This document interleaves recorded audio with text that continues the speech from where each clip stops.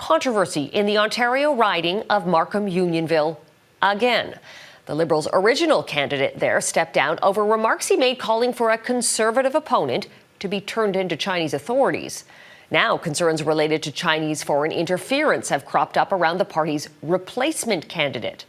Mercedes Stephenson joins us with more details from Ottawa. Mercedes. Carolyn, concerns about foreign interference were in play on the election trail this week, with both the Liberals and the Conservatives fielding queries about India and China potentially trying to influence their parties.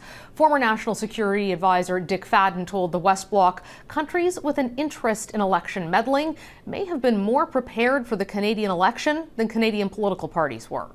Well, this will sound rather odd, but I think some of these countries are better organized than we are. They knew that an election was coming. Fadden says the early dropping of so many candidates suggests parties may not be vetting candidates as carefully as they should be, including for foreign interference.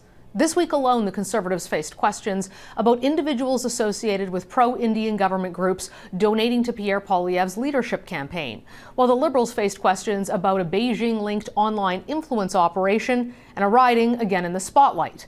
On Thursday, Liberal leader Mark Carney went sharply on the defensive when he was asked about the party's new candidate for the riding of Markham-Unionville, a man who is named Peter Ewan. The Globe and Mail reported that Ewan was connected to Beijing-friendly groups. Okay, well, I'm sorry, but you can't believe everything you read in the Globe and Mail. So in your question, and I guess in the article in question, you said I had a meeting with whatever your term was, Beijing group. I've never heard of this group, okay? Never heard of this group.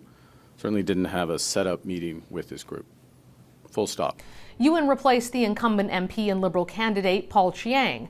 Chiang commented a Toronto area Conservative candidate should be turned into the Chinese consulate for a bounty. We decided to visit the Markham-Unionville riding to get a feel for what's happening on the ground.